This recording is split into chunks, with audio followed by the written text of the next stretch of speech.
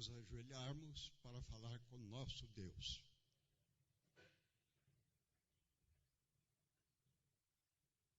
Nosso querido Deus, nosso bondoso Pai, Deus eterno, Deus de amor, Deus misericordioso, Criador e mantenedor de todas as coisas. Deus querido, nós louvamos agradecidos o Teu nome, porque Tu és um Deus grandioso. O Senhor tem cuidado dos Teus filhos e tem conduzido a Tua igreja nos Teus caminhos. Nós Te agradecemos, Senhor, porque Cristo Jesus, o Teu Filho, veio a este mundo pagar pelos nossos pecados e o Senhor esteve com Ele reconciliando consigo este mundo. Obrigado, Pai, por este momento que temos o privilégio de estarmos mais uma vez na Tua presença. E aqui viemos, Senhor, para Te adorar e queremos ouvir, ó Deus, a voz do Teu Espírito Santo através do pastor Nohab, falando aos nossos corações nesta noite. E que nós possamos, querido Pai, meditar com Teu poder, com o poder do Espírito Santo, para aprendermos mais sobre o Teu amor, sobre a Tua misericórdia e as Tuas promessas de salvação. Nós Te agradecemos, Senhor, por tudo isso, no nome santo do Senhor Jesus. Amém.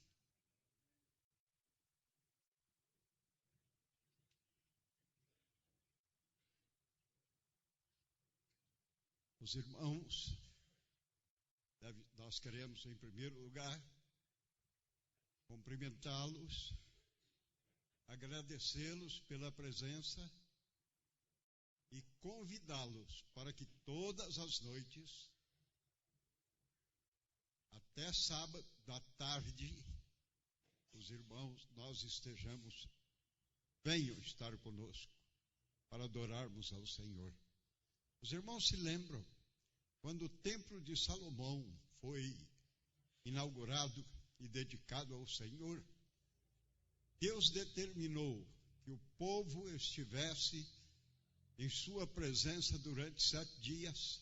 Nós também vamos cumprir essa etapa. Começamos ontem e vamos até sábado à tarde. Portanto, irmãos, é uma semana para termos a oportunidade de meditar naquilo que o Senhor tem preparado para nós. Vamos vir e trazer os nossos vizinhos, amigos e aqueles irmãos que às vezes não estão atentando pela beleza, a grandeza e as bênçãos que teremos durante esta semana. Obrigado, irmã Thaís. Boa noite a todos. Uma alegria muito grande estarmos no dia seguinte, né? Esse é o dia seguinte à reinauguração.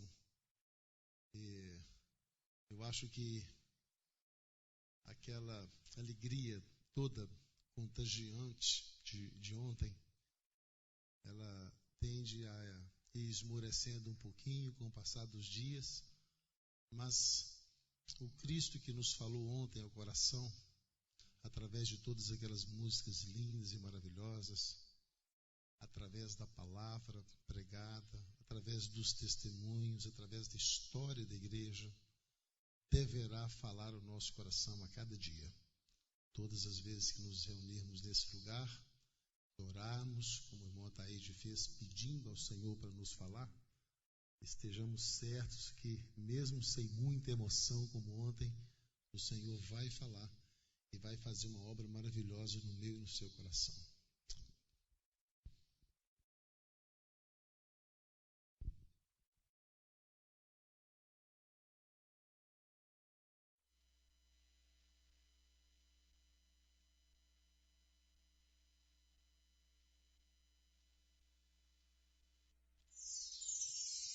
Sim, me afasto dos teus braços de amor. Eu tropeço e caio mais uma vez, Senhor. Basta o primeiro passo, basta confiar na ilusão. Logo entendo que senti minha força em vão. Ao teu lado, meu bom Pai, me sinto tão feliz. Em teus braços volto a ser criança, sou apenas aprendiz. Mas sempre que me lembro de tua graça e amor, sei que tu me ouves mais uma vez, Senhor. Basta ouvir o seu chamado e me entregar de coração. Logo entendo que senti minha força em vão. Ao teu lado, meu bom Pai, me sinto tão feliz. Em teus braços volto a ser criança, sou apenas aprendiz. E eu venho a ti, pois descobri, Senhor, nada sou sem teu amor. Sei que podes me ouvir, me perdoar e me aceitar mais uma vez.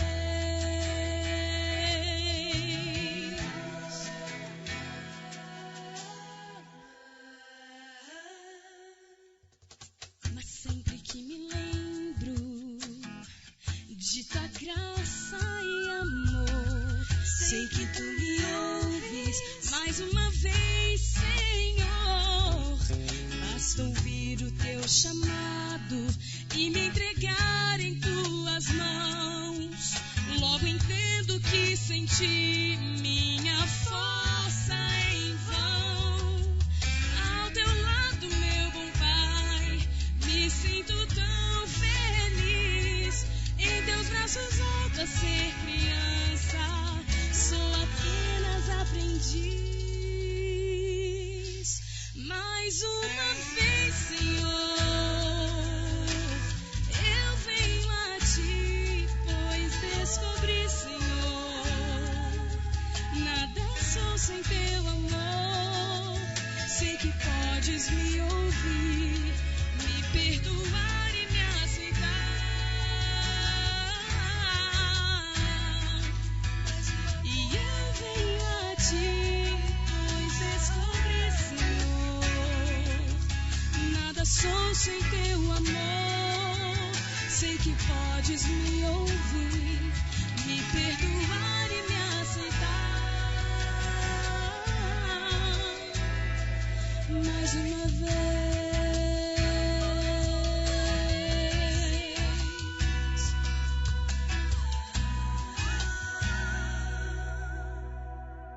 Amém.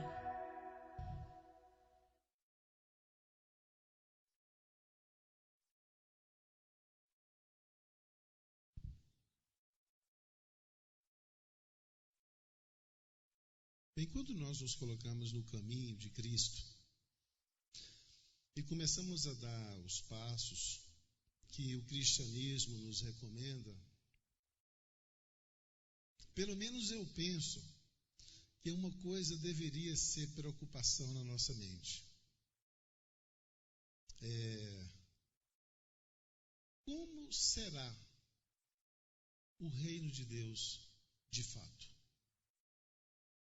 Porque quando João Batista começa seu ministério às margens do Jordão, a mensagem do Batista era uma só: arrependei-vos, convertei-vos e cada um de vós seja batizado, porque o reino de Deus está chegando.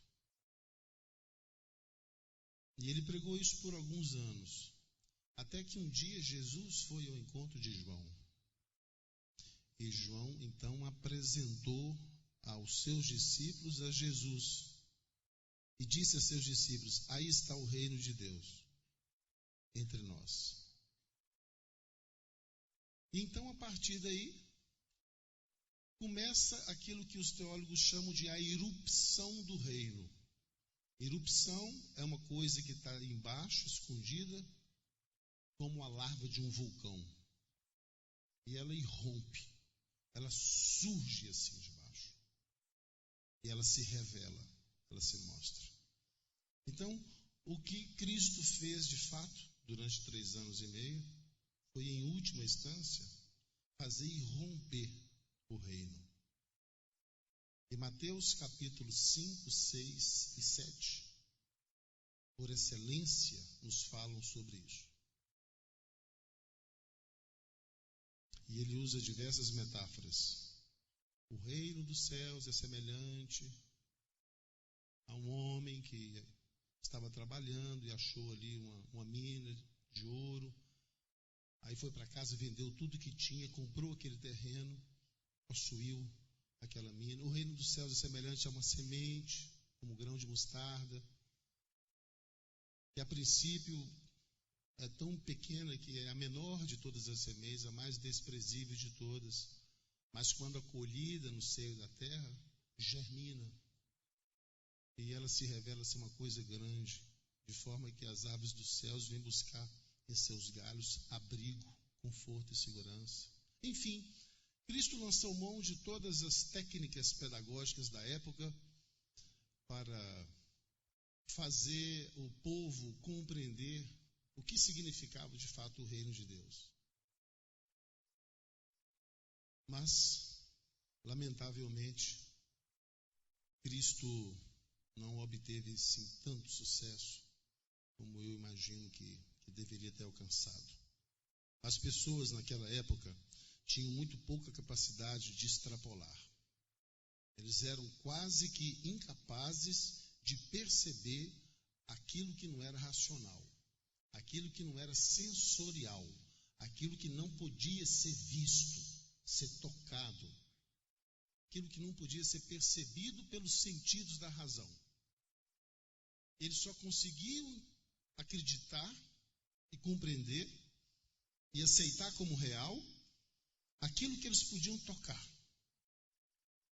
aquilo que eles podiam ouvir, aquilo que eles podiam sentir, o sabor, o cheiro. Mas a coisa imaterial, transcendental, metafísica, isso estava fora de cogitação. Foi por isso que Cristo usou parábolas. A maior parte das vezes em que ele falava sobre o reino, ele usava parábolas. E ele dizia: o reino de Deus é como um semeador que pegou uma vasilha cheia de sementes e saiu para o campo a semear. Uma semente caiu numa terra boa, outra parte da semente caiu numa terra muito dura, outra parte da semente caiu entre os espinhos. E a que caiu na terra boa, cresceu e multiplicou a tal. A que caiu à beira do caminho, a terra era dura, ela não conseguiu penetrar, as aves dos céus vieram e a comeram. E essa semente não se realizou como tal. E a realização da semente está em projetar-se para fora de si mesma. A semente que não germina, ela não se realiza como tal. Então, ele usou assim diversas parábolas. Mas o grau de compreensão dos discípulos parecia que não estava crescendo. E virava e mexia, Cristo pegava um discípulo brigando com o outro, discutindo entre si quem é que ia ser o maior, o melhor, o mais inteligente. E a coisa desceu a níveis de que um deles chamou a mãe. E ele tinha um irmão. E ele constrangeu a mãe a marcar uma entrevista com Jesus. E dizer assim: Senhor, eu nunca te pedi nada. Eu sou uma mãe até boazinha. Mas hoje eu queria te fazer um pedido. E queria muito que o Senhor atendesse o meu pedido. Quando o Senhor implantar na terra o seu reino, permita que um dos meus 2 filhos se assente à sua direita, seja o primeiro-ministro. E o outro se assente à sua esquerda, para ser o terceiro homem no reino. Se o Senhor fizer isso, eu me dou por satisfeita. Imagina que loucura. Loucura dessa mulher. Essa mulher, no mínimo, na melhor das hipóteses, ela não tinha sequer noção do que era o reino de Deus. quero que meu filho se assente à sua direita e o outro à sua esquerda. E Cristo disse isso para ela, falou assim: filha, você não tem ideia do que você está falando. Eu imagino que Cristo sofreu muito. Mas, numa coisa os discípulos estavam corretos. E nesse ponto eu estou junto com eles. Eles queriam saber qual era o método de avaliar a importância de uma pessoa no reino de Deus. Porque o método de avaliar a importância das pessoas no reino dos homens, eles sabiam. E nós também sabemos.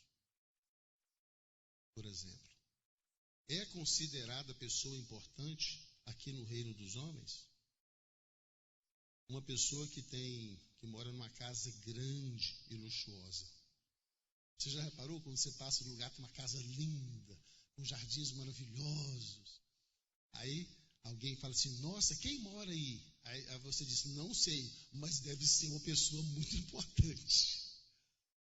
É considerada pessoa importante, VIP mesmo, quem come em restaurantes caros, nas grandes cidades.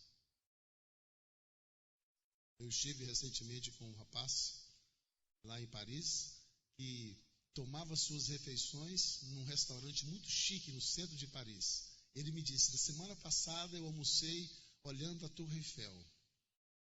E eu estava com 5 amigos. E nós pagamos 1.800 euros pelo almoço. Eu disse: é um cara muito importante. 1.800 euros por um almoço com 5 amigos para poder ficar olhando a Torre Eiffel. É alguém muito importante, eu pensei. É considerado pessoa muito importante aqui no reino dos homens uma pessoa, por exemplo, que sai constantemente nas revistas. Aparece sempre nas colunas sociais dos jornais mais importantes. É considerado pessoa importante alguém que é abordado por alguém no aeroporto e alguém pede: olha, assina aqui para mim, dê-me um autógrafo e me permita tirar uma foto com você. Essa é considerada pessoa muito importante. Ninguém nunca quis meu autógrafo em momento nenhum. Isso quer dizer que eu não sou uma pessoa muito importante. Mas há pessoas que um autógrafo vale muita coisa. É considerado uma pessoa muito importante no reino dos homens alguém que tem um título doutoral numa universidade de renome internacional. É considerado uma pessoa muito importante quem ocupa posições políticas muito importantes e toma decisões que afetam a vida de milhares ou milhões de pessoas. Essas pessoas são consideradas muito importantes. É considerada pessoa muito importante quem tem uma beleza física muito impressionante. Como, por exemplo, a nossa top model número 1 do mundo, Gisele Bündchen. Ninguém nunca perguntou para mim se ela fez faculdade alguma vez na vida, se ela já leu algum romance, se ela conhece Cecília Meirelles, o que ela sabe de arte. Mas o que se sabe é que ela tem uma beleza tão impressionante que lhe dá milhões todos os meses sem que ela diga uma palavra sequer. Tudo que ela tem que fazer é caminhar na passarela, com toda elegância, virar-se para um lado, virar-se para o outro lado e depois pegar o dinheiro. Não fala nada, não tem que ter conhecimento técnico de nada. Na verdade, ela não precisaria nem ler, nem saber ler, para ser importante como ela é e ganhar o dinheiro que ela ganha. Tudo que ela tem é que ela herdou uma beleza assim extraordinária. Então é considerada no reino dos homens uma pessoa muito importante. Mas como será o sistema de valorização pessoal no reino de Deus? Quem é de fato considerado pessoa importante no reino de Deus? Será que é mais ou menos como aqui no reino dos homens? Essa coisa fervilhava na cabeça dos discípulos, dos apóstolos. Até que no momento, não aguentando mais a pressão, Um deles, talvez Pedro, acredita-se que tenha sido Pedro, embora a Bíblia não mencione ser ele, mas ele era sempre o porta-voz do grupo, né? E é muito próprio dele esse tipo de pergunta aqui. Mateus capítulo 18, versos 1, 2, 3 e 4. Eu não sei se daria para projetar aqui. Eu não avisei para a técnica antes. Dá? Que bom. Esses meninos são extraordinários. Normalmente você tem que avisar o pessoal da técnica um dia antes para eles prepararem tudo. Mas aqui é assim. Olha lá. Mateus capítulo 18, nós vamos ler os versos 1, 2, 3 e 4 somente, tá bom? Naquele momento, os discípulos chegaram a Jesus e perguntaram: Mestre, quem é o maior no reino dos céus? E Jesus, chamando uma criança, colocou-a no meio deles e disse: Eu lhes asseguro que, a não ser que vocês se convertam e se tornem como esta criança, jamais entrarão no reino dos céus. Até aí tá bom. Mas no final a gente lê o outro. Vejam a pergunta que os discípulos fazem. Quem é, ou quem será, ou como será considerado o maior no reino dos céus? Qual que é o sistema de valorização? Qual que é a metodologia de classificação na escala social? No reino dos céus. E Jesus não responde a pergunta. Jesus diz-lhes o seguinte: traz uma criança e fala-lhes assim: se vocês não voltarem a ser como esta criança, ou como uma criança como esta, em verdade vos digo, vocês nem entrarão no reino dos céus. Eles perguntam quem seria considerado o maior. E Cristo diz quem entra. e diz para eles, vocês não entrarão. O que existe de mais duro na Bíblia são as palavras que não existem na Bíblia. Aquelas palavras que estão entre uma linha e outra, que a gente não pode deixar de ler. Cristo diz a eles assim: se vocês não se tornarem como esta criança, verdadeiramente digo vocês, vocês não entrarão no reino dos céus. Se eu digo para alguém isso, eu estou implicitamente dizendo o quê? Que aquela pessoa não vai entrar no reino dos céus, ou que ela precisa se tornar como uma criança. Porque se eles já fossem como aquela criança, Cristo não poderia dizer isso. Se. Essa fala de Cristo implica em condicionalidade. Se, caso vocês se tornem, vocês entrarão. Mas se vocês não se tornarem, querendo dizer que eles não haviam se tornado até aquele momento, se vocês não vierem a se tornar daqui para o futuro, vocês não entrarão. Em outras palavras, vocês estão fora. Aí comecei a ficar preocupado. Os discípulos já estavam andando com Cristo há mais de 2 anos. E estavam perdidos fora do reino. E eles faziam um trabalho maravilhoso. Eles faziam milagres em nome de Jesus. Eles ensinavam, eles pregavam o evangelho. Como eu e você. Mas aos olhos de Cristo eles estavam fora. Eles eram apenas pretendentes ao reino. Como quando Cristo disse assim: muitos são chamados. Mas o fato de ser chamado não implica necessariamente num passaporte de entrada. Ele disse: muitos são chamados, mas poucos serão escolhidos. Bem, a meu ver, e ao ver de qualquer um que tem a mente sadia, nós estamos falando de algo muito importante. O convite para entrar no reino é feito a todo mundo. Uma parte de todo mundo aceita. E dessa parte que aceita, alguns poucos são escolhidos. É isso que eu entendo. E até essa ocasião, os 12 estavam fora. É duro, eu sei que é duro, porque eu também estou entre os 12, eu e você. Mas É isso que o texto está dizendo.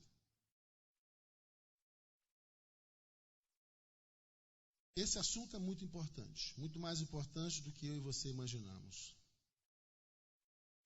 Os discípulos queriam entrar no reino, queriam ser cidadãos do reino, por isso haviam atendido o pedido de Cristo de deixarem as redes e se tornarem pescadores de homens.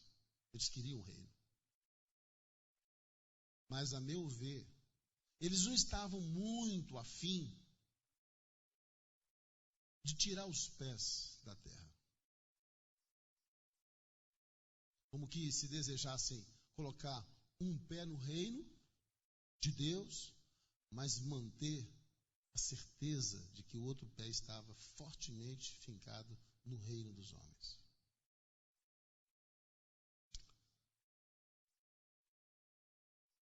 Cristo começa a explicar para eles em que consiste a verdadeira grandeza no reino do céu.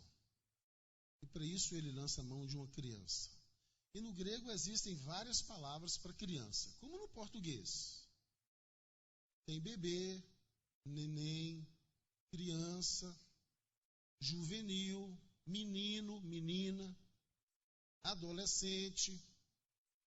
Todas essas palavrinhas se referem a uma criança, em estágios diferentes de idade. No grego também. E esta palavrinha grega que aparece aqui, paidion, se refere a uma criança entre 2 e 3 anos de idade. Foi o tamanho da criança, a idade que a criança que Jesus pegou tinha. Era uma paidion.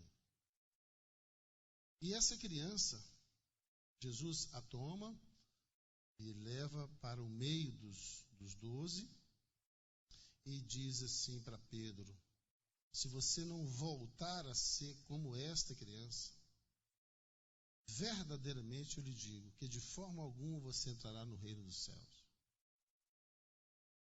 E eu fiquei pensando quando li isso pela primeira vez. Eu quero saber exatamente o que é que essa frase de Cristo significou para Pedro. Se é que de fato foi Pedro o porta-voz dos discípulos nesse momento, como foi em inúmeros outros momentos. Vamos imaginar que seja Pedro, apenas para que a gente tenha um nome no qual nós iremos nos referir daqui para frente. O que será que essa frase, voltar a ser como uma criança, significou para Pedro há 2000 anos atrás, dentro da cultura helenista onde ele havia sido criado? O mundo naquela época era dominado pelos romanos, politicamente, mas a cultura toda era grega. As grandes universidades todas eram gregas. O mundo bebia naquela época aquilo que havia saído de Sócrates, de Platão.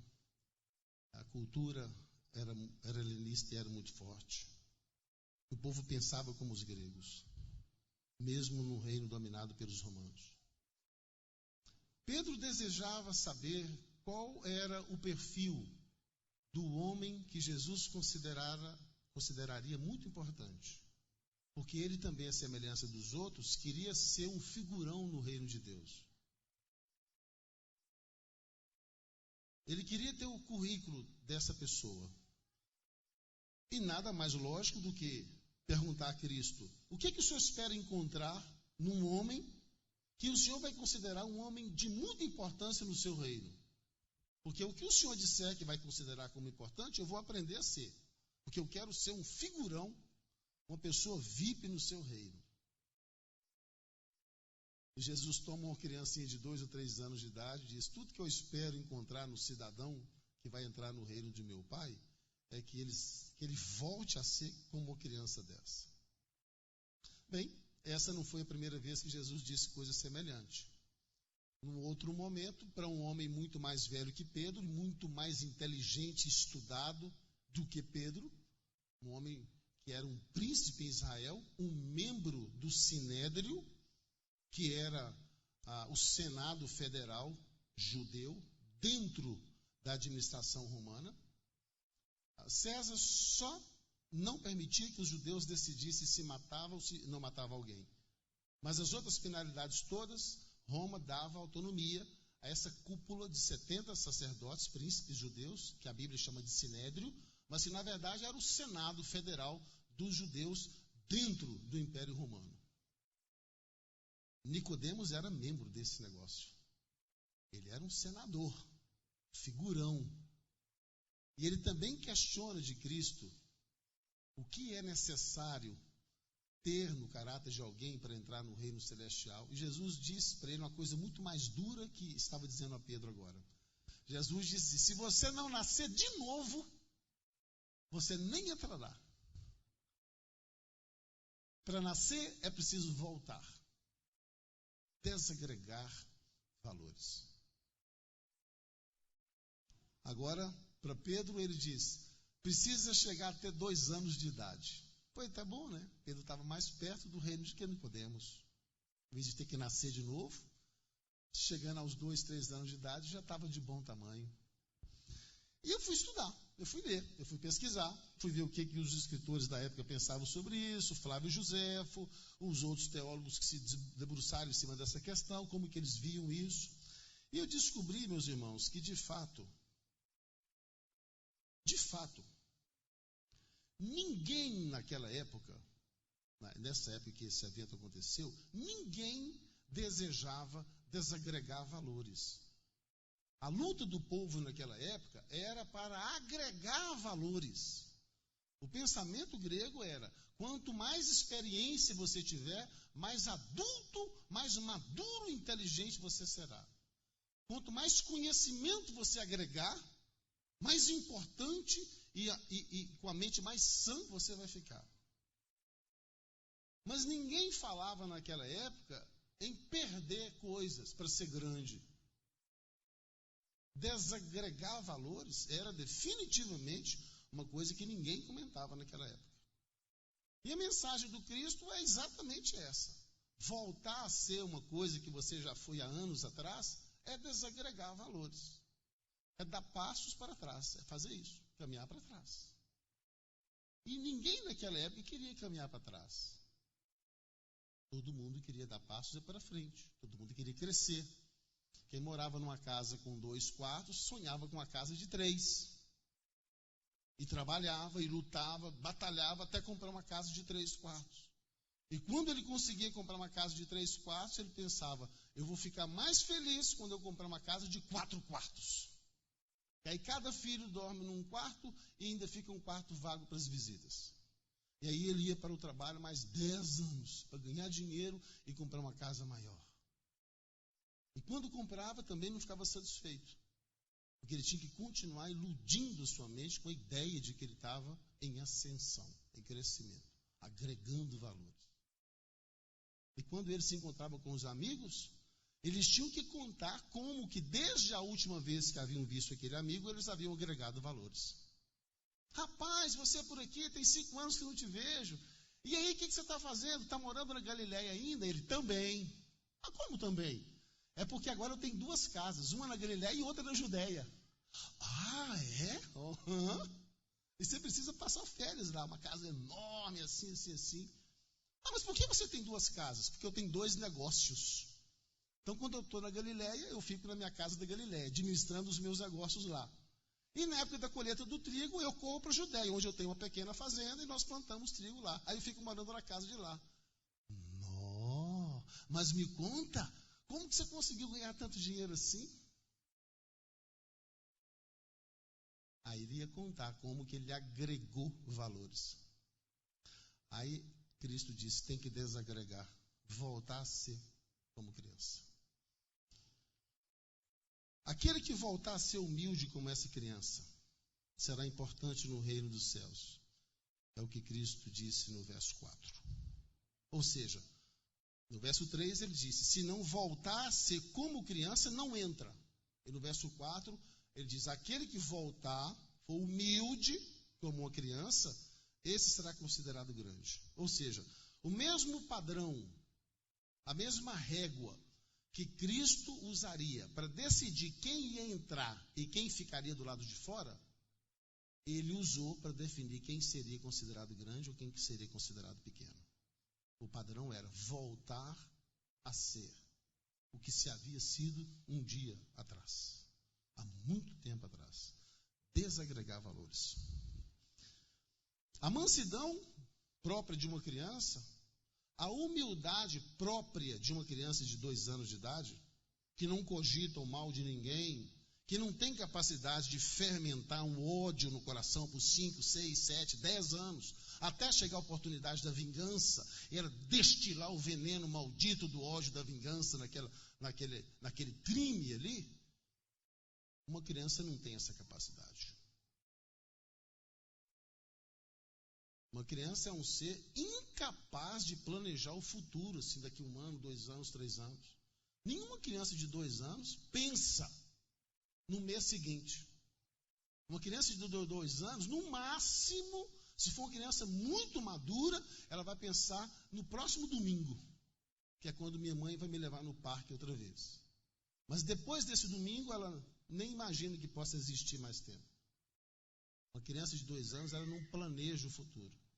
E por isso ela não pode abrigar raiva, mágoa no coração por muito tempo, como eu e você podemos muito bem. Que a gente pode planejar até 30, 40 anos pela frente. A gente pode até modificar o futuro pelas nossas ações. Nós podemos influenciar pessoas e descaminhar pessoas com nossos conselhos. Ou encaminhar pessoas. De tão influentes que nós somos. Que nós temos inteligência, experiência que uma criança de 2 anos não tem. Mas, amigos, essa humildade e mansidão que foram mencionados por Cristo ao mostrar aos discípulos aquela criança, não eram coisas consideradas valiosas naquela época. Eu lendo a história, e você também, eu não me lembro de ter encontrado algum rei, algum monarca que ascendeu ao trono de qualquer nação daquela época, porque era muito humilde e muito manso. Eu nunca vi. E se alguém já viu, me fala depois para eu modificar esse meu sermão. O que eu vejo nas páginas da história é que aqueles reis e príncipes que ascendiam ao poder matavam até a mãe. Abria a barriga da mãe, assim, na praça pública. Mandava matar os irmãos para não deixar descendente, para o trono ser só dele, até ele morrer.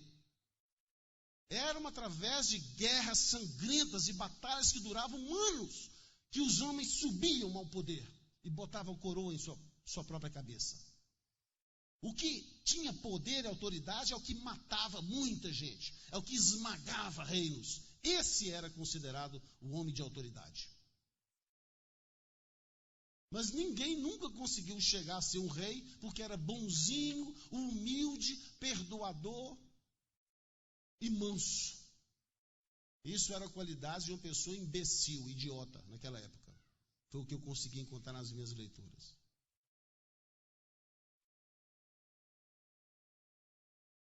Então a cabeça de Pedro está fervilhando, tentando digerir aquela frase de Cristo. Voltar a ser. Eu que já sou um homem feito, quase 40 anos de idade, vou ter que voltar. Eu nem me lembro mais como que eu era aos 2 anos de idade. Não sabia nem falar direito. Eram através de longas e sangrentas guerras que os homens ascendiam ao poder naquela época. E para ser vitorioso nessas guerras, tinha que matar muita gente. Tinha que montar estratégias de guerra que ninguém conhecia, para surpreender o inimigo. Tinha que montar emboscadas. Tinha que mandar espiões lá para as tropas do inimigo, para colher informações preciosas. Que armas eles usam? É ferro, é de bronze, é de madeira, de quê?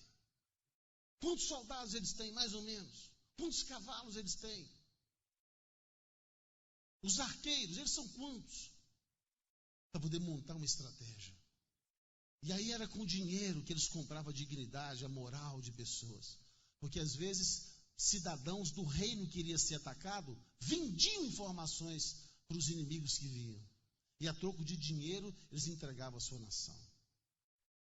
Era assim, através dessas jogadas, que os homens ascendiam ao poder e botavam a coroa na cabeça. Pedro, à semelhança de seus companheiros discípulos, queria ser considerado uma pessoa importante no reino de Deus. Mas ele não conhecia exatamente o sistema de valorização do reino de Deus. Ele era candidato a uma vaga, a um emprego, mas ele não sabia o que era o perfil dessa pessoa. Que curso tinha que ter, quantas línguas tinha que falar. E a pergunta que ele fez foi para saber isso. Eu quero que o Senhor me dê o perfil de quem vai ser grande no seu reino, que eu quero fazer um esforço para me encaixar dentro desse perfil aí. E Cristo disse, é simples. Você não precisa aprender mais nada do que você já sabe. Você só precisa dar alguns passos para trás e desagregar valores. Parecia ser muito fácil aquilo, para ser verdade. Pedro se negava a crer. Pedro desejava o melhor no reino de Deus, mas nem por um instante estava disposto a perder influência, valores no reino dos homens.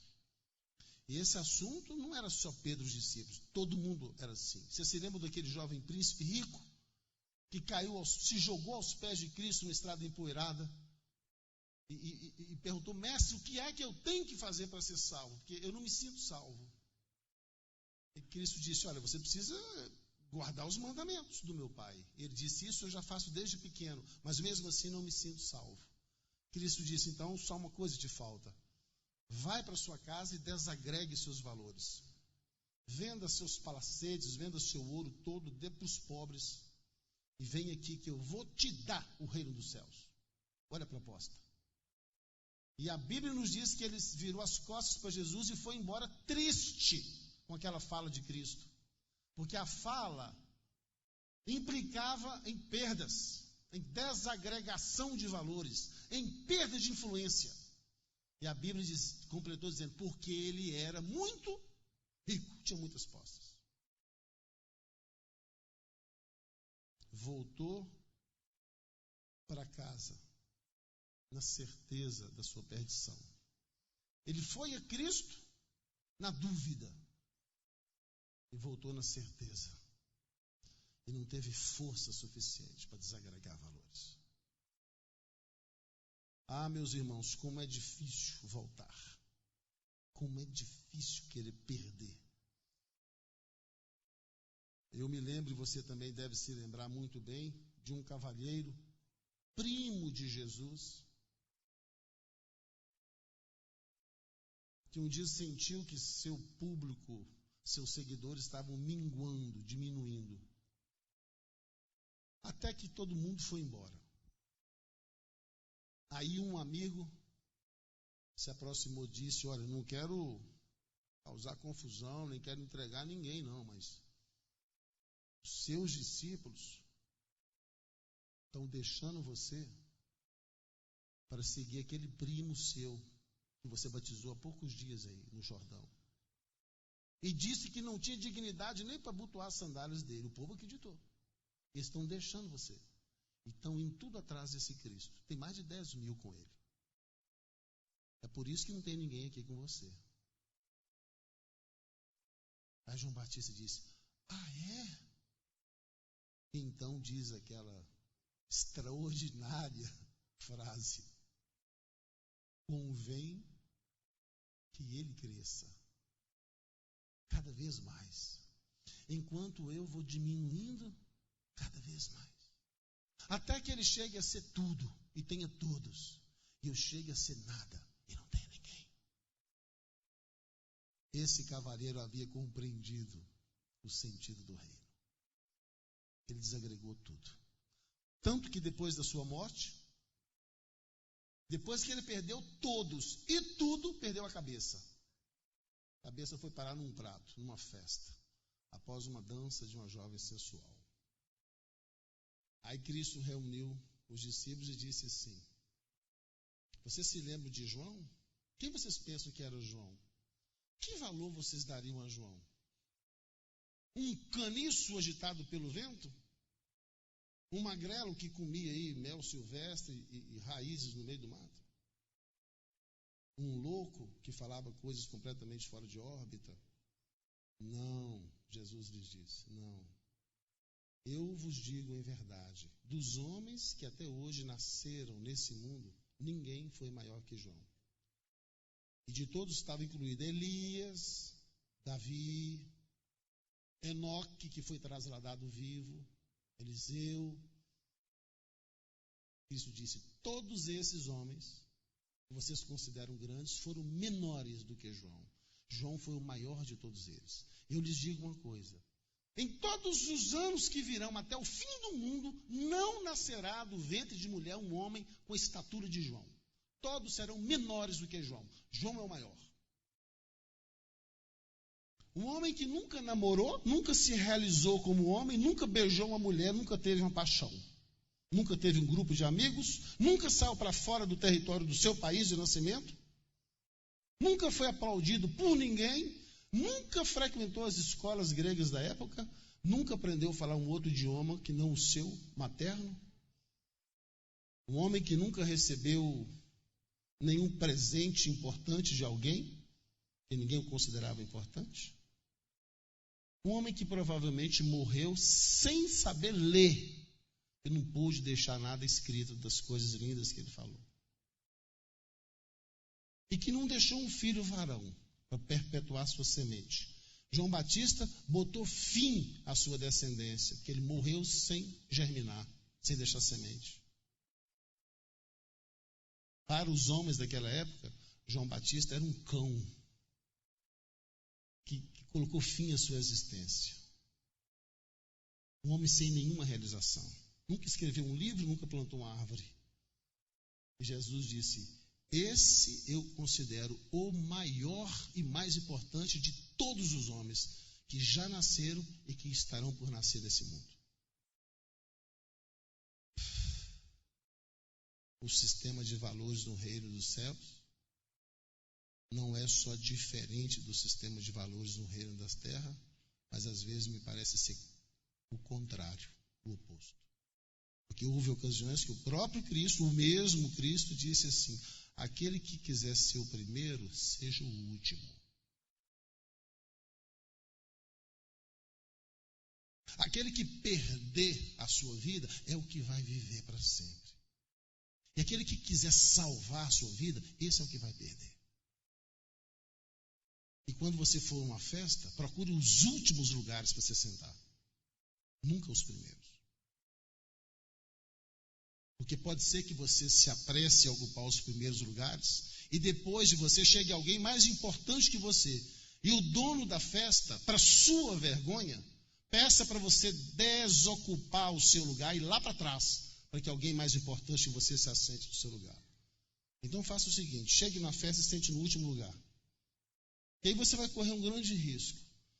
Depois que todos chegarem, o dono da festa pode chegar e dizer: mas amigo, você é uma pessoa tão importante e está aí no último banco, por favor, eu tenho aqui uma poltrona linda reservada para você. Aí Cristo disse: aí os últimos serão os primeiros. Bem, vou falar um pouquinho mais sobre isso. A impressão que eu tive quando eu preparei esse sermão há 12 anos atrás, isso aqui é da safra antiga, é que a visão de importância que os homens tinham uns dos outros naquela época não diferia nas diversas classes sociais que existiam. Tanto os mais ricos como os mais pobres tinham a mesma visão de quem era considerado importante ou não.